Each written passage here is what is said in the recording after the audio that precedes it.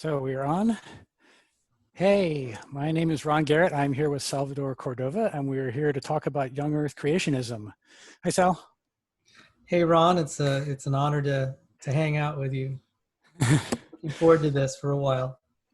Yeah, so do you want to introduce yourself? You want me to start? Why don't you introduce yourself and then I'll introduce myself. Okay, so my name is Ron Garret. I am an atheist, an evolutionist, a software engineer by trade.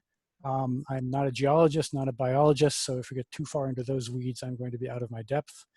I am a computer scientist by training, so I do have some scientific credentials,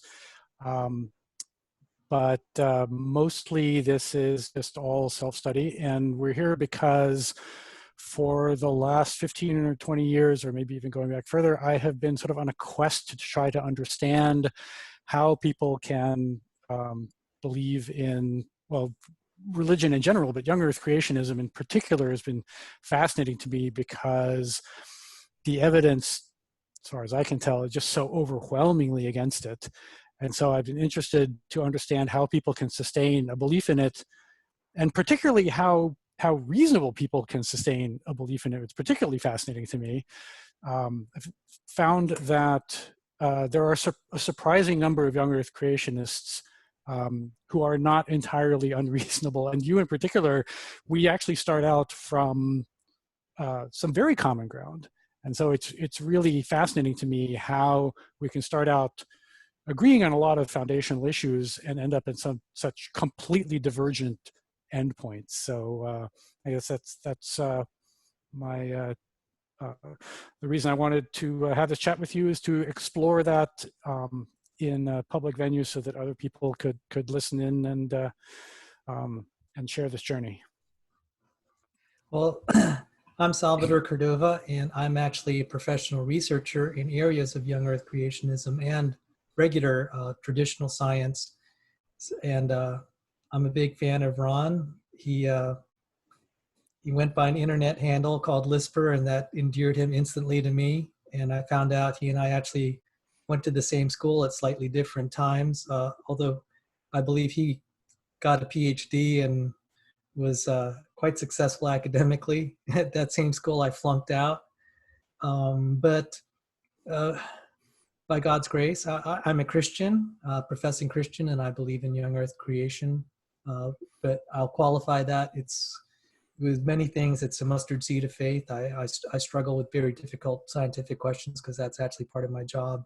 And so I'm confronted with all the contrary data that exists there in the mainstream. And so it's a huge burden to fight. My interest in young Earth creationism actually motivated me to get more degrees. So I have 5 degrees now, 2 at the MS level, 1 in applied physics and the other in biology. That is an equivalent. It's from a prestigious, albeit unaccredited school, the FAES at the National Institutes of Health. My applied physics degree was at Johns Hopkins University. So I also am very interested in finding ways to help teach people, to help people overcome their difficulties learning. It turned out one of the reasons I flunked out of Virginia Tech was I actually had a learning disability, and some people were very kind to help me overcome that learning disability, and I was able to be a little bit more successful academically after that. And so that's one of the passions that I have.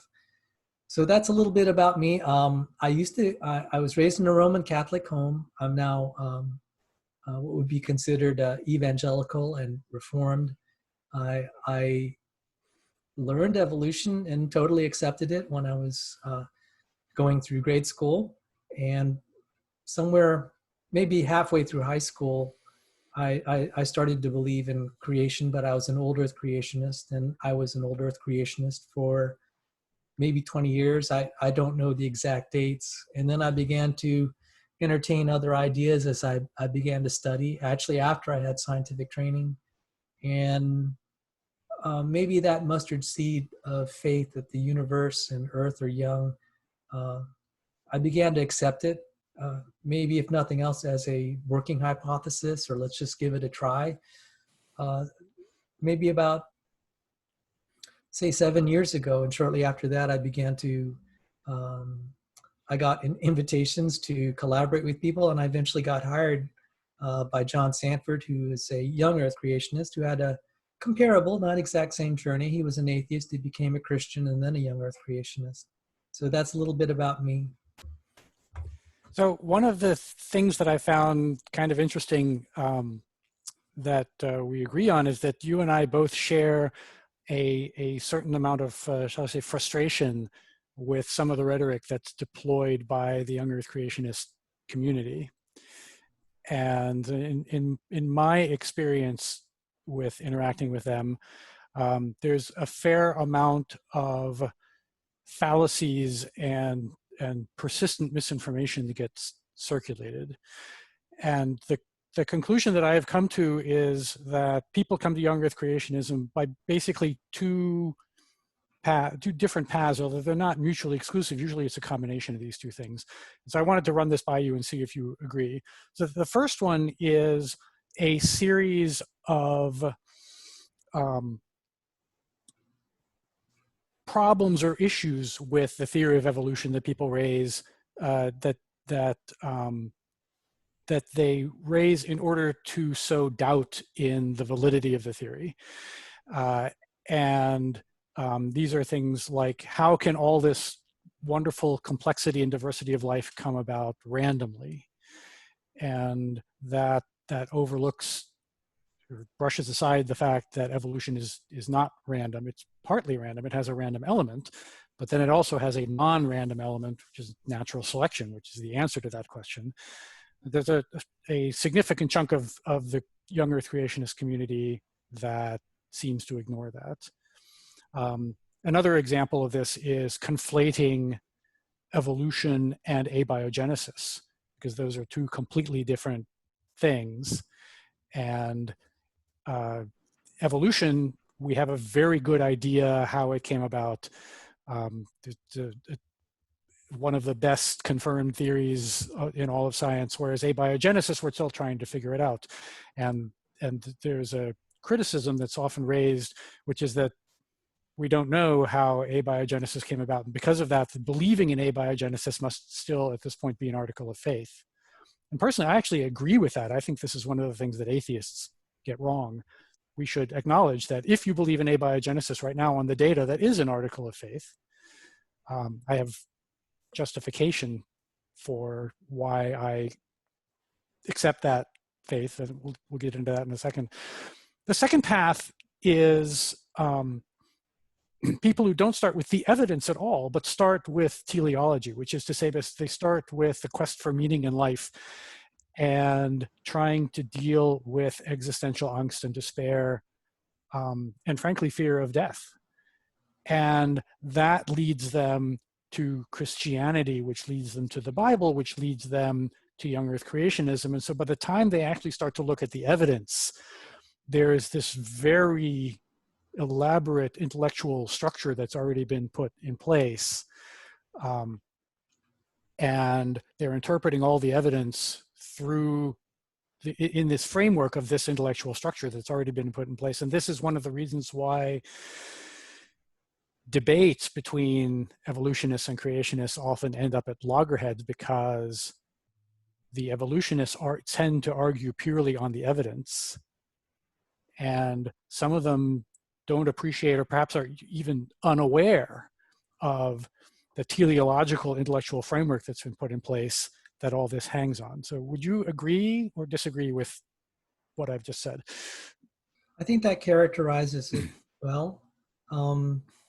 You actually, it sounded almost like you had three paths. There was one, the path, I'm actually taking notes as we say this. I hope you don't mind. Just, oh, no, please. I can I think that's great. Help myself. So you said one is a criticism of evolution, and then second was kind of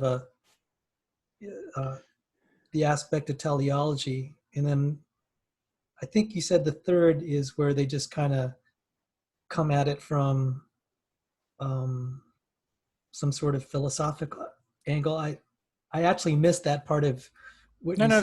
there were only two. The teleology was the philosophical Okay. approach. So they start out not by looking at evidence, but by thinking about, by starting with, well, why am I here?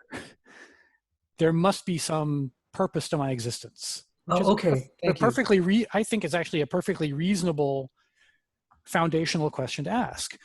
And this is another thing I like to point out to my atheist friends, which is that there is this, as I call this, the elephant in the atheist living room. There is this manifest disconnect between science and my own personal experience, which is that all the laws of physics are symmetric with respect to time and space. There are no privileged reference frames.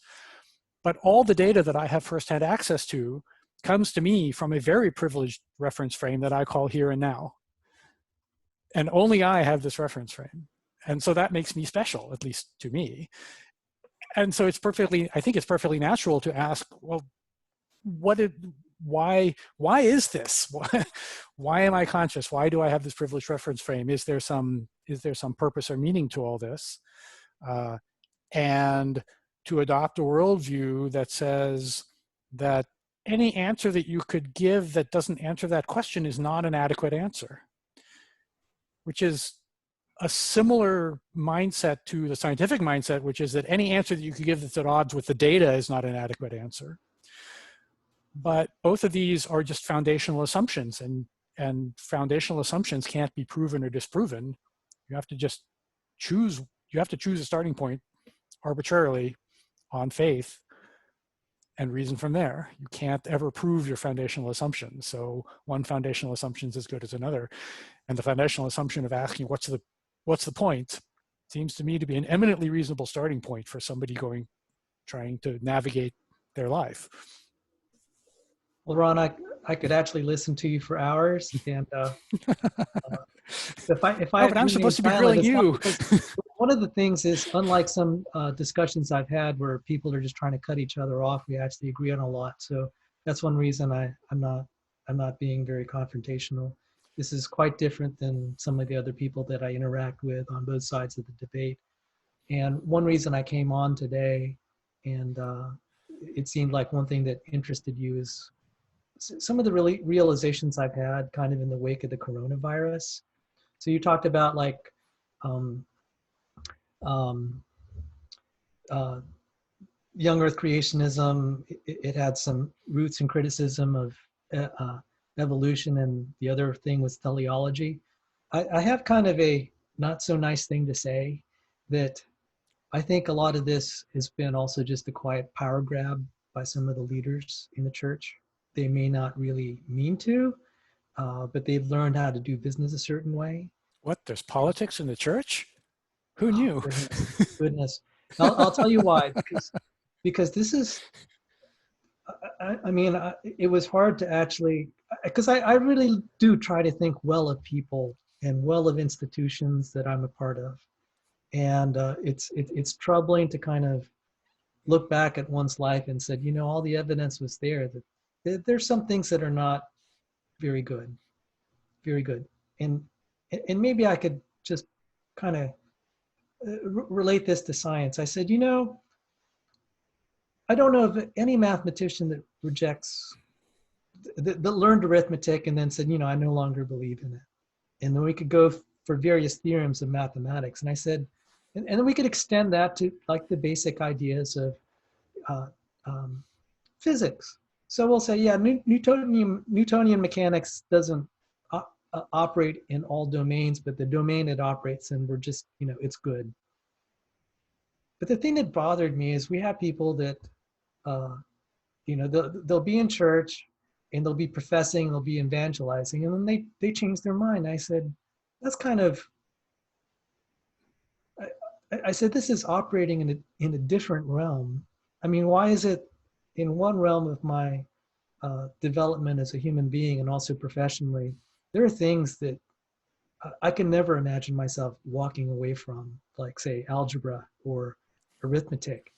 And yet I see these theologians arguing all day long. I said, this is disgusting. You guys, we'll have mathematicians and basic, chemists and physicists. They will never disagree on certain things like you guys can't even agree on the same thing, the most essential things. And I said, this is not very reassuring. This is not very reassuring. And I said, this is kind of a difficult realization for me. And I said, it began to tie in with how the church conducts business. And this has actually been a complaint I've had. I said, you guys, these guys, see, like you invited me to talk to your atheist Bible study, atheist agnostic Bible study. And I got to talk for 2 hours. I've never, there are churches that won't give me the time of day, even though I've offered. And I said, this is kind of curious. You're wanting your kids to have faith and you don't want someone there to talk about facts. And I realized that's not part of their business model. And that was pretty tough to arrive at. So I'm really sorry to say that, but when this coronavirus hit, that's when business started to boom for me personally. I said, people finally started to want to come hear me and hear what I had to say. Before that, it seemed the church was actively trying to say, hey, you're a nice guy, but we don't want you participating in sharing what you professionally are paid to study, which is evidences of the Christian faith. That's when the lights started to, I suspected this for a long time, but it's been really confirmed of late. I'm sorry to say that. A lot of churches are just social institutions and ways to enforce tribalism. It's not necessarily about getting to the bottom of scientific truths. I took a jab at the church earlier for being politics. To be fair, there's obviously politics in science too. The difference, it seems to me, is that science has this objective way of settling disputes, namely experiments. And religion doesn't have that. Religion, the only way that religions have to settle theological disputes is arguing about them and ultimately killing the heretics. Right? Yeah, and this, by the way, is one of the reasons that I don't believe in God, is because it seems to me that if there were a God, he would want to intervene and provide a better way to settle these disputes, and he's clearly not doing that. So so the rational conclusion to me is that this is because there is no God. There was something else I wanted to say about that, but I don't remember what it is, so I'll hand the floor back over to you.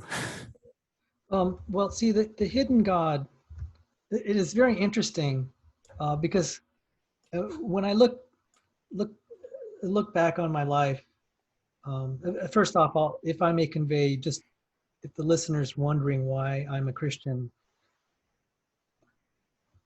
despite all these problems, I think there's some things that are very personal that can't necessarily be proven, but just kind of like a personal thing is when one strongly suspects that a prayer has been answered.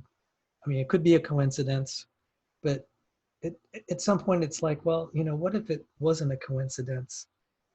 And it starts to spark. So I've asked, I said, guys, I totally understand that you would find something more believable if it touched you personally. Like if we had the miracles like were recorded in the Bible, like we see at the time of Moses, that would be, a lot of people would believe. And Jesus actually said in the Gospels, he said, if I'd worked these miracles for Sodom and Gomorrah, like I work today, Sodom and Gomorrah would still be in existence. And I said, that's a very interesting statement, because that's saying God's actively working miracles in some people's lives and not in others. And I said, there's logic to it, but then it raises some more troubling problems. So when at our earlier Bible study, may I refer to Sure. your dad here? Sure. He said, the Jews don't proselytize; they're chosen of God. That's the religion. And I said, there's a certain logic to, it's like you shouldn't have to proselytize if God chooses you and reveals himself. And that was the whole thing with the Old Testament, that the Jews were God's chosen people, and he revealed himself to them and did all this. So, maybe I have only a mustard seed of faith that uh, some prayers were answered. People in my church, by the way, and they may excommunicate me from church because of what I'm saying today. That's totally fine, because I can at least Their live. loss. Yeah.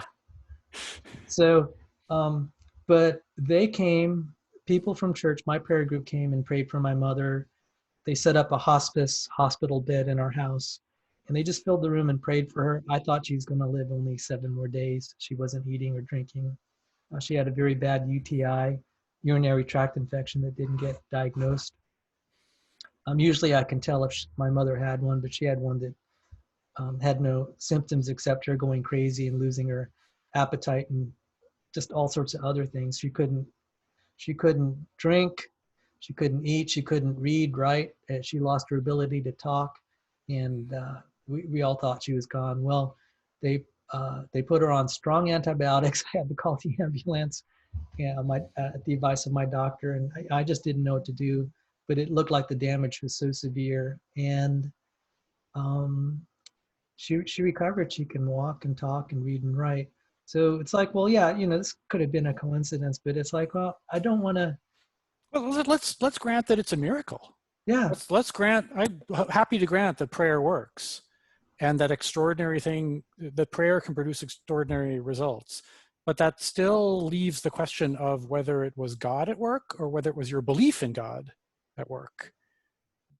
Because belief can be a very powerful causative force. Oh yeah. So I guess as I conveyed to you, and people know this about me, I could gamble at the professional level, and there's a certain point. It's like, well, do I have more to lose by just saying it's a coincidence? But if there's a God behind it, I'm going to go with that. It's because in absence of anything else, it's like it's kind of hard to pray to no God. It's like, God, you're not there, and I'm just gonna. So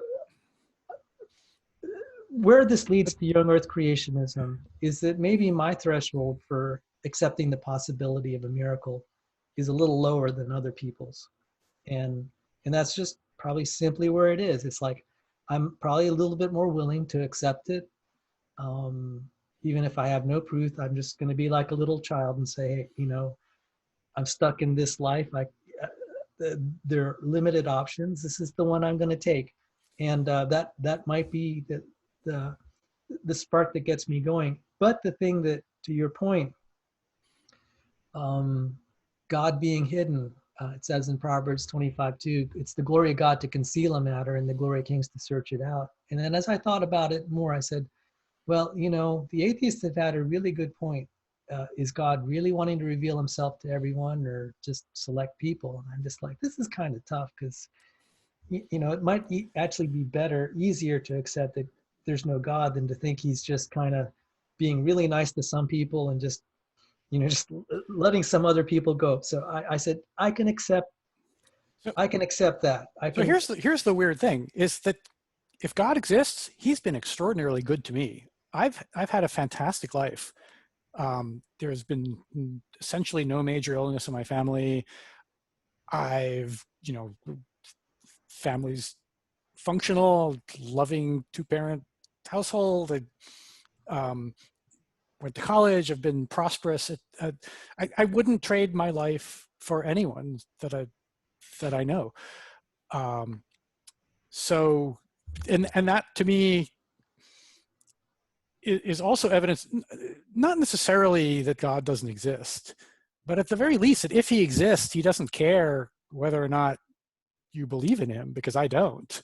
And in fact, I sometimes joke that I say, I'm an atheist who talks to God. I say, God, I don't believe in you. And God responds and says, that's okay. I can get along without you. But Christians seem to feel, and young Earth creationists in particular, seem to feel a sense of urgency in wanting other people to believe as they do. They feel that that the fact that not everybody believes the same as they do, that's a problem that needs to be fixed and requires effort on their part. And it's proselytism. You self-identified as an evangelical Christian, so that label implies also a certain amount of urgency in spreading the word, and wanting to see people saved at the very least, if not necessarily believing in young earth creationism per se. So am I reading you right? Do you feel a sense of urgency? I mean, do you feel any concern for me because I don't believe in Jesus? Do you that I might go to hell even though I'm basically a nice guy and I've never really hurt anybody? I do, but I don't believe in proselytization. I believe that. But what's the distinction between proselytizing and evangelism then? I'll tell you what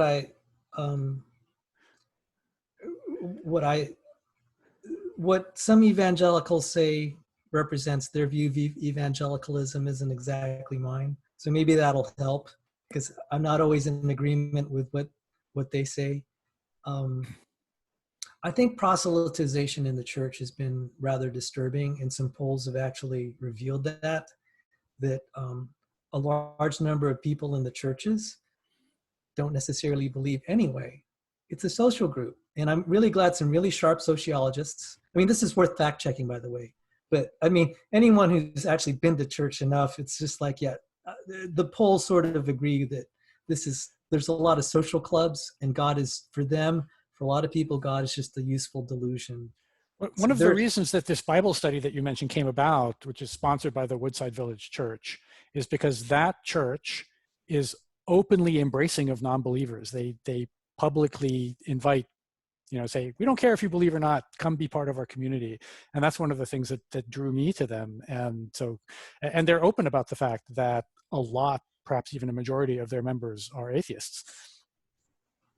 Yes, and I mean, that's actually, so there are probably some important distinctions, because like what we call the visible church and the true church and stuff, and then also what happens on Sunday morning, that may not actually represent a totally Christian congregation. It may be an outreach. So there's some distinctions there, but where was I headed with this? Oh, proselytization. Let me write that down just so I stay on topic. I mean, I don't really want to get hung up on terminology. What I'm trying to get at is, do you think that it's important to change my mind about this? No, for me personally, that's between you and God. But it's important for me to answer your questions and be of service to you. Okay. If God wants to appear to you and do something in your life and move you, that's what I consider a true conversion, when God does something in someone's heart. Okay. And there've been, and proselytization, like this is really kind of sad. Some of these people are just taken advantage of they're desperate and they're needy. And we definitely see it with the televangelists and faith healers.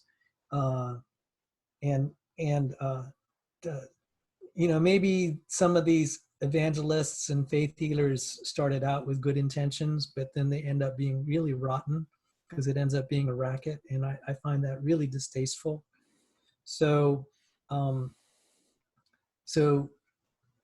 there's an aspect of evangelizing which is noble, in the sense of, we want to spread the word, and it's up to people to accept or reject.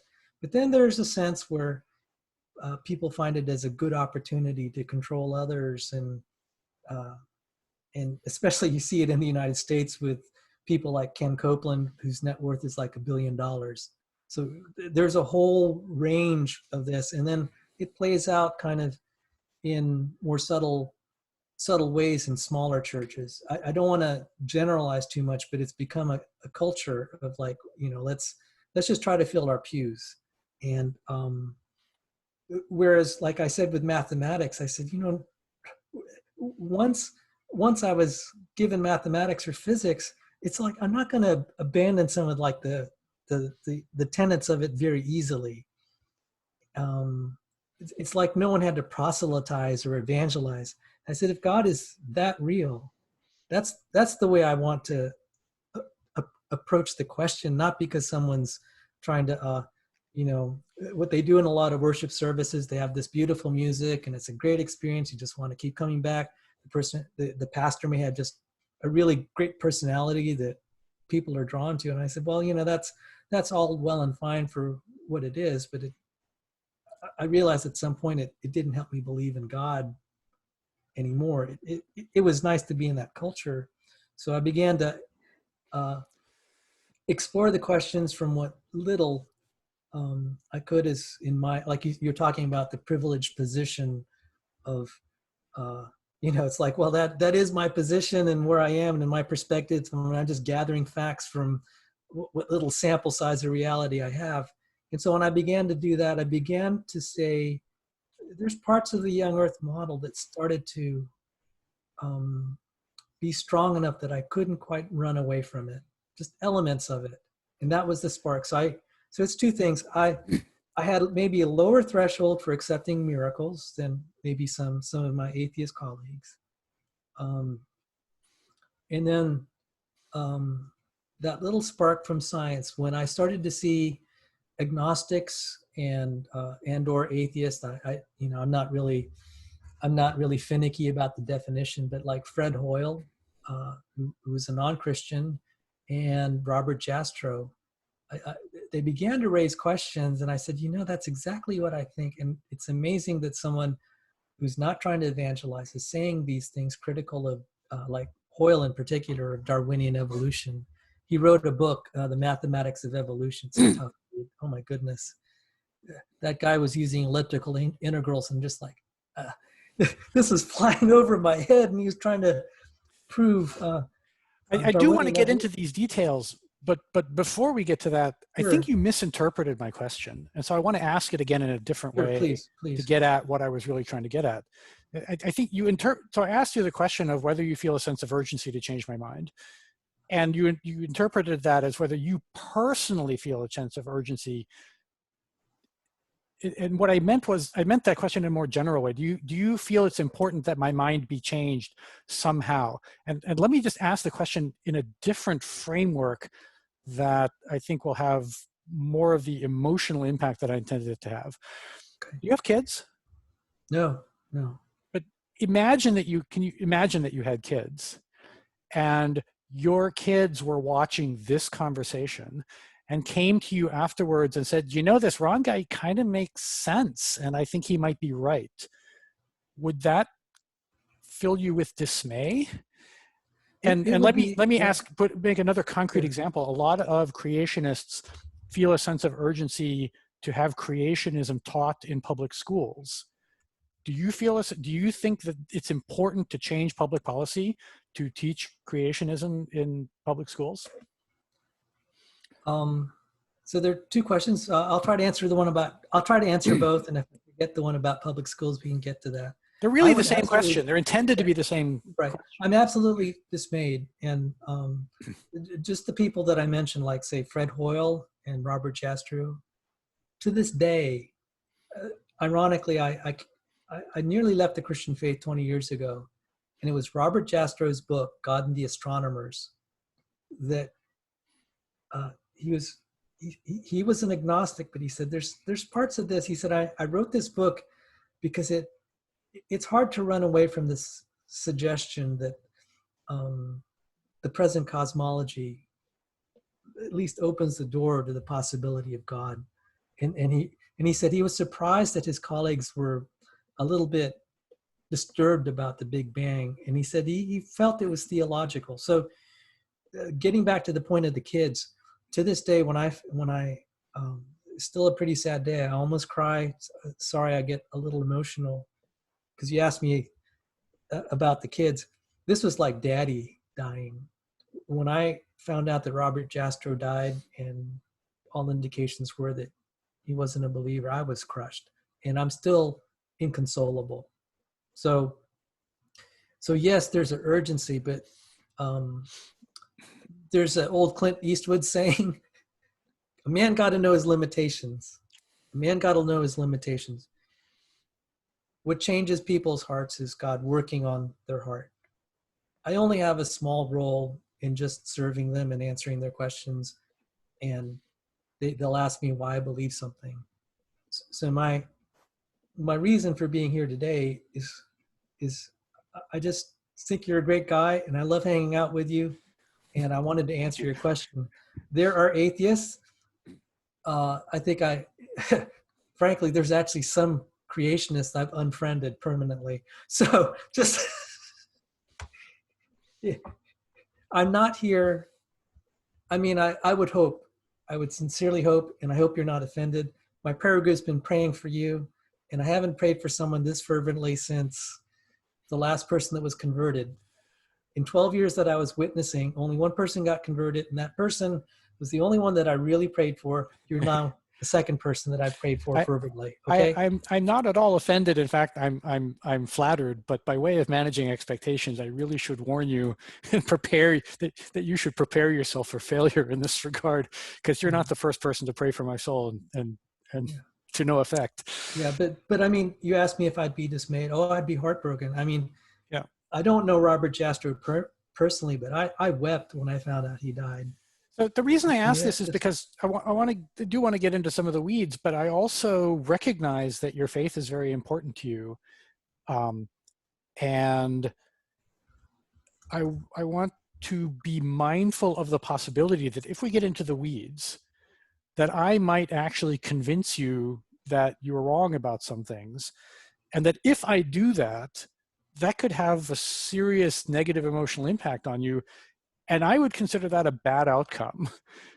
So actually, you know, that is an interesting question. And I've actually asked atheists about that. I said, okay, would you rather know the truth, or if there's no God, would you rather kind of have, you know, would you be content to kind of just follow an illusion? And I've gotten kind of some interesting answers on, you know, some said, yeah, if it's bad news, I'd rather know the bad news and then die with the knowledge of the bad news. And others said, you know, I'd rather die kind of in happy fantasy land and be free from pain. And then just, you know, when I die and there's, you know, that's the end of life. They said, I'd rather do that. You know, I mean, this is just a purely hypothetical. And so I don't know that I have an answer whether it would be a good or bad outcome. But I think there's something I would lean on the side is I really want to know what the truth is. There's something about curiosity. It's like just a really minor example. I could look at a baseball score for my team, which was the Orioles, and they've had a really bad season like last year. I could either just accept by faith that they won the game and try to convince myself and make myself happy, or I could actually look at the score and risk being disappointed. I said, I think it's just my nature. I want to know what the score is, even if I'm disappointed. There's just something about it I need to know. Something as little as that. It's an interesting analogy, because I just don't care what the score is. I've never really understood this thing that people do where they attach so much of their emotional well-being to the outcome of a sporting event. That's just an utterly foreign concept to me. So you can tell me the score and I'm going to be perfectly happy either way. And, you know, I enjoy going to a game. Baseball in particular, I was surprised by this. The first time I went to a live baseball game, I was expecting to be bored to tears because watching baseball on TV is incredibly boring. But seeing a live game is a completely different experience, and that was a revelation to me. And so now I actually enjoy going to baseball games, but I still don't care who wins. Yeah. Well, I used a sporting analogy, but maybe there's something in your life where, I don't know, where you could close your eyes to how an event turned out, even if it's not relevant to you personally. But well, the thing I care about is the fact that my life has been just beyond privileged for no reason that I can discern, and I think that that's incredibly unfair. And I want to fix that and make life less unfair and less painful for the people for whom it is painful. That's kind of the task that I've set for myself for how I want to spend the rest of my life, is to try to make the world a better place somehow, and a more fair and equitable place. So that is what I care about, what I'm passionate about. So I hope I've tried to answer your question to the best of my ability. I do care very much, but like I said, to quote Clint Eastwood, a man's got to know his limitations, and I know that it's just been my experience arguing with people and just trying to flood them with facts, that I've never seen anyone get converted that way. And the one young lady that became a Christian, she had witnessed the miracle, according to her account, when she was in high school, and it had been bothering her for 3 years. And then she came out and heard me talk. She wanted to ask me scientific questions. And ironically, I gave her Robert Jastro's book. That converted her, even though Jastro was an agnostic. But you said that nobody ever got converted by facts, but you just told me a story about how somebody got converted by facts. Or what they believe were facts. Yeah. What I mean, she's witnessed the miracle. Again, it's this thing was it a coincidence, or her friend in high school had a mysterious illness, and she was on all sorts of life support, and the people were praying for her because the doctors didn't know what was going on, and they cut the life support, and the girl recovered, and that left an impression on her. She attributed that to a work of God, and and I could totally understand that. We live in a world with a lot of problems, because there are people who aren't as privileged as Ron Garret, and she was looking for answers to life, and I obviously personally think that she did find the right answer, but I'm just saying that was the influence of a personal experience that began actually to raise that lingered with her for 3 years, and she wanted to find out kind of the take from science. And I gave her Jastro's book. Like 6 weeks later, I found out she'd become a Christian. So the influence of the agnostics is actually pretty important for cases like that. So, okay, I think we've laid enough foundation here. So yeah. with all that as prelude, let me just ask you, because we said that we were going to try to keep this to an hour, and I think we're coming up on that. So let me just ask you, if you could only make one argument to try to plant a seed of doubt in my mind that my position might not be correct. So you're the very strongest argument that you can muster. What would it be? If life is a miracle, there has to be a miracle maker. If life is, and that's what actually did it for me. And that's why I've devoted quite a bit of my young Earth creation research, not actually on the age of the Earth, but on the question of the origin of life. I've like I said, I was a flunky as a student, but I really got on the ball once I began to search for that one question. So what do you mean by miracle? And let me be specific about that. Sure. So there are two possible senses, at least two possible senses of the word. One is it's a supernatural event that violates the laws of physics in a way that it can only have been caused by a deity. And the other is a more metaphorical sense, where it's an extremely unlikely event, but one that is nonetheless consistent with the laws of physics, and that you would actually expect to happen from time to time if you wait long enough. So like the Red Sox winning the World Series, for example.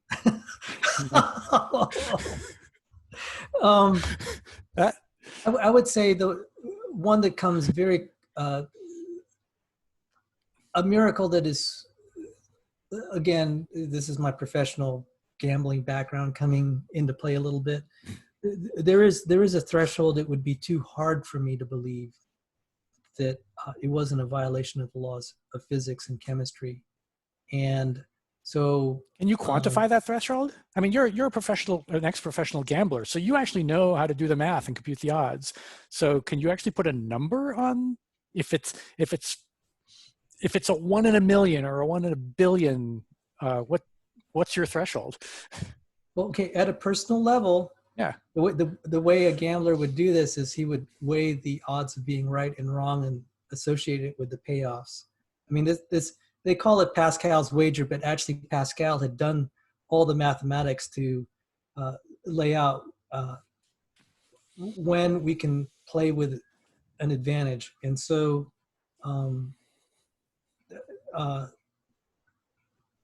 to answer your question, I can give a guess at the odds, and that's about all anyone can do, because if we actually knew what the probabilities were, we would be God. No, that's not what I'm asking. What I'm asking Okay. is the threshold beyond which you accept it as a miracle. Can you put a number on that? 10 to the 150th power is kind of like the generally accepted. Seth Lloyd worked it out, and Okay. that was the at first that one. level, That was I the would first accept one. that as a miracle. Okay. All right. I try to be direct, and by the way, I'm really glad. You see, the reason I hope you're enjoying this. When you ask me a question and I don't quite answer it, I do try to at least say, okay, I don't know, or I don't have a good answer, or I'll give you an answer. That's a perfectly fine answer, but just for the benefit of anybody who might be listening to this, to put that number in perspective, the total number of subatomic particles in the universe is vastly smaller than that. It's about 10 to the 80th. So it's that number is the odds of an event that's 1 in 10 to the 150th power.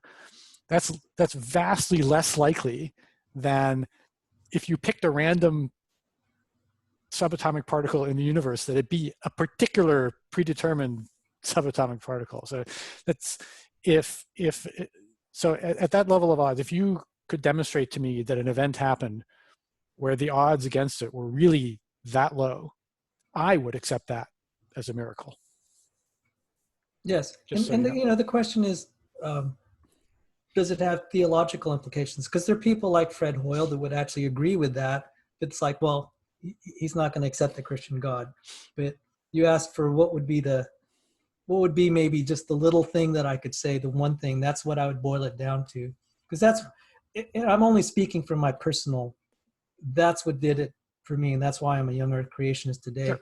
Even though strictly speaking, that's just the origin of life. The universe could still be old. Earth could still be old. Sure. No, we're going to try to. Yeah. We're going to focus. I want to just focus on one thing here, just because our time is constrained. And I did want to get to public schools. I hate public schools. I don't care anymore. So.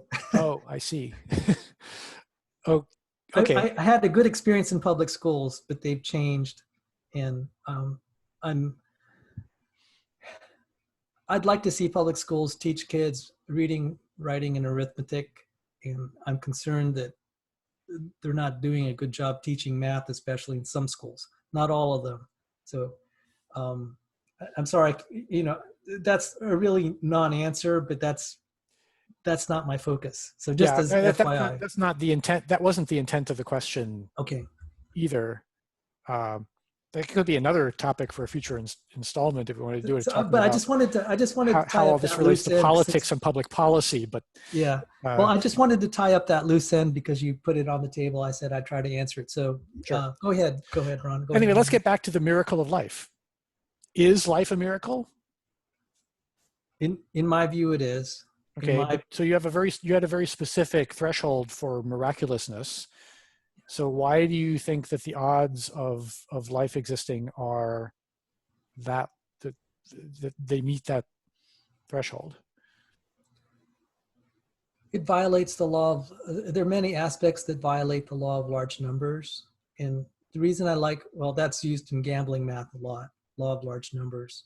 And there's been a problem. What is the law of large numbers? Oh, sure. I don't think people who are listening to this, I don't think we can expect them to know that. Oh, yes. The law of large numbers is the various statements of it, but I'll give the colloquial version. Over many trials, the average outcome is going to meet the expected outcome. And that's kind of technical. I'll give you a simple example. For a fair coin, if we flip it 1 million times, it's expected that it's going to be roughly 50% of the flips will be heads and 50% tails. And the larger number of trials that you have, the more that the average number of flips will be, of heads will be 50%, and conversely for tails. So the reason the law of large numbers is important is it helps alleviate things like what they call the Texas sharpshooter fallacy, where someone's just coming up with after the fact odds, probabilities. The Texas sharpshooter, someone's just shooting randomly, and then someone else comes along and just starts painting bullseyes around them. That's why I like the law of large numbers. It's not the most perfect or universally applicable, but that's the start where I began to have a suspicion. And then I'm actually currently working on applying it to more complex interactions in the molecules. Okay, so but I don't understand how the law of large numbers relates to life. Can you explain that to me? Yes. Or the miraculousness of life, to be specific. There are situations where the law of large numbers doesn't apply, and it applies. But one area that it does apply is in a prebiotic environment. Our amino acids, one aspect is amino acids, the other is nucleotides. And I'm sorry I have to get into the weeds, but this is where you actually see this is where the debate where even atheists will say, hey, this is a good point. Okay, so. I actually wanted to get into these weeds a little bit. Sure. At this so point. all of we probably won't have a chance to fully explore this, but I do want, sure. I do want to do a deep dive into this issue. Okay, all of our amino acids are left-handed. When a creature dies left to itself, it spontaneously flips to 50% one way or the other, 50% left, 50% right. So there's a spontaneous tendency to make it one way or the other. Now that can be sometimes circumvented a little bit. I don't need to get into that. But where it's really bad is with the DNA. With the DNA, it's not just what they call the chirality going flipped one way or the other, but it's the ways that it can connect. And I have illustrations of that, and you can apply the law of large numbers. And they actually, what began to really solidify this for me is when we actually try to synthesize DNA when we don't have a template. Like, let's say I just had a computer program just spit out, or if I just designed DNA myself and I went to a lab and say, can you make a DNA sequence just like this? You won't, what they have to do is have all sorts of machinery to put certain reagents and bring the temperature up and down, and then when the reaction happens, then they do something else. And it's being able to kind of just put everything just in a nice aligned row. It's like if we took Scrabble letters and just dumped them on a table, they'll be on all sorts of orientations. To be able to make them even readable is to be able to put them all in the same line. And to do that, at least in the molecular level, requires a violation of the law of large numbers. And this is what really began to do it for me, is when, God bless them, even though they're not creationists, there's certain people in the origin of life community that actually said these things and articulated and said, well, these are real problems, and right now we don't have an answer to it, but we hope maybe we'll find that there's a new law of physics or chemistry. And that's how they solve it. They said, we're not going to appeal to God. We're going to look for, maybe there's a violation of the law of physics here from our accepted, and we're going to make a new discovery. So that's kind of their out. Other people will turn to religion, as I have. So that's how this is laid out in the book that just came out, The Stairway to Life by Change Tan. She's an Ivy League creationist, not like an amusement park creationist. Sorry, I just had to throw that word in. And her, I think that's a great term. So you just go on and keep on using it as far as I'm concerned. her co-author is also Ivy Leaguer, Harvard trained, MIT trained biomedical engineer, Rob Stadler. So all of that's been laid out in a book, which I had the privilege of being a non-technical reviewer of, and I'm actually learning, I'm probably reading sections of it over and over again. So whether one is going to be persuaded by the arguments for or against, what is the one thing that I could always, what's the one good takeaway that any person can get, is they're going to learn a little bit more about physics and chemistry and how the world's built. And there's just value in that and understanding. And as I've done that, I found the cell to be a wonderful machine. Just that's kind of been, you asked me, you know, what would happen if you said something that would kind of devastate me? I said, well, it would be devastating. I'm not going to minimize that. But there's been something in the journey that's been compelling. And that's just seeing how life is put together in a way that is probably better, even though it's very fragile. It's probably doing computation at levels that our best engineers cannot do, given the materials that it's made of. It's just phenomenal. And even physicists like at Princeton have said, yeah, this thing is optimized at the extreme limits of physics. Its information storage capacity is, we can't do it. So that's the one takeaway, that if you decide to go down this path, you'll learn a little bit more about chemistry, biology, and the wonders of the cell. Well, I think everyone would agree that life is miraculous in the metaphorical sense. It's really amazing stuff. But I'd just like to respond for the record to some of the things that you said. First, I want to point out that this chirality argument and the arrangement of the nucleotides, this has to do with abiogenesis, not evolution. And as I mentioned earlier, science will readily concede at this point that we have not yet figured out abiogenesis. But I will also point out that the article of faith is that it happened only once. And yet it is an extraordinarily unlikely event, but it happened on this planet because it had all the right ingredients that were being jostled around randomly. And it just so happened that at some point, the ingredients came together in the right way to create probably a single molecule that was capable of replicating itself, probably RNA, but that's just a guess at this point. And that, yes, this was an extraordinarily unlikely event, but it happened because the dice were being rolled continuously again and again and again and again over a period of a very long period of time, probably millions or tens of millions of years, which is actually a fairly short amount of time on a geological and evolutionary scale. There's evidence that life arose on Earth fairly soon after it cooled, after the planet cooled down enough for that to even be possible. When fairly soon, I mean millions or tens of millions of years, not hundreds of millions or billions. But the rest of it is still an article of faith. And the other reason why I choose to have faith in this is because science has a very long track record of figuring things out that people thought that science could never figure out. So if you go back to prehistory, people thought that lightning was mysterious and supernatural and evidence of gods at work. And now we know that that's not true. It's just electricity. So so just based on the math and the track record, if I had to bet, my money would be on science eventually figuring out and even being able to reproduce abiogenesis.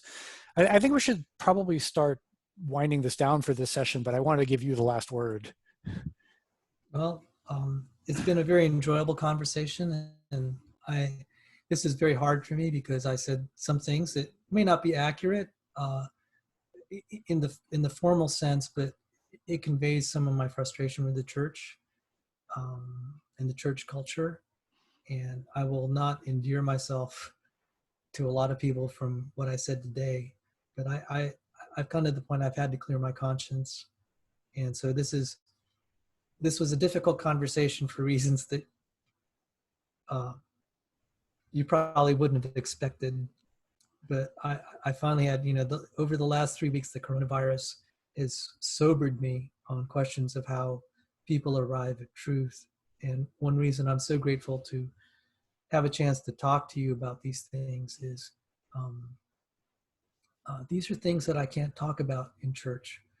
Um, when, I mean, I may say it in passing, but I never get the leadership, the ordinary parishioners.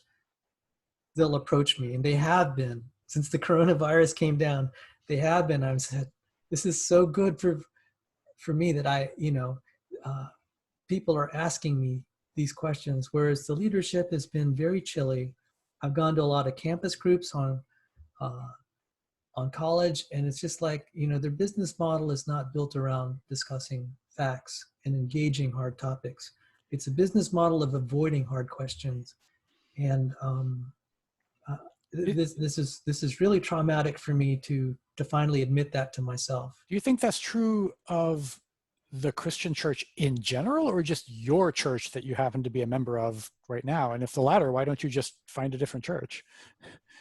I think it is indicative of the Christian church today, and that's actually why it's hard to find another church. Okay.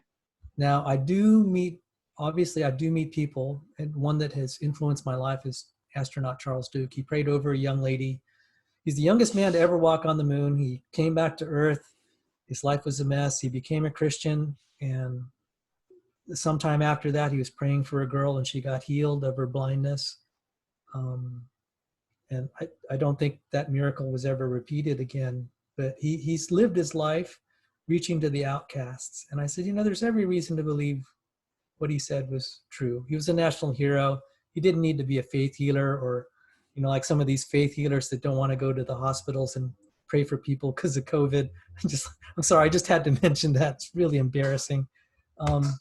He lived his life like he witnessed a miracle, and that had a lot of influence on me. So I'm not trying to rag on each and every Christian. That's not my point. But there is a culture out there that is focused on, emotionalism and experience and avoiding facts and difficult questions, and that's how they build the churches. And it's been so. To answer your question, is that the church in general? I think that's what's been really difficult for me the last few weeks. Is I didn't want to admit it to myself, because that's kind of scary to see that the family I've been a part of is actually, some of the foundations are built on sand, and that's not healthy. I don't like the fact that they're not willing to say, hey, these are really tough questions that I'm being asked, whereas they avoid it. And so this is pretty difficult for me to be saying that. And I think if I didn't have kind of the, exposure to kind of the scientific arguments that talk about life being a miracle, at least in some statistical sense, I probably would be an atheist at this point, given what I've been seeing. Because being in a culture like that, you're like, well, what's it built on except just kind of perpetuating dogma and using it as an organizing principle for a social structure. And that's why the church is declining, I think. Finally, people are realizing, hey, I could join another social structure. Like, forget you, I think there's hope for you yet. So I want to thank you for being so frank and putting yourself out there and taking the time. I think we should wind down at least the recorded part of this and say, let's do it again. Yes. All right. And I'd like to thank our friend who's been handling all the admin things. Yeah, thanks to Luke Breuer, who's been our recording engineer here. Maybe we'll convince him to join in one of the future discussions. He's an ex Young Earth creationist, so I think would have some interesting things to say about some of this. Anyway, so hit the stop button.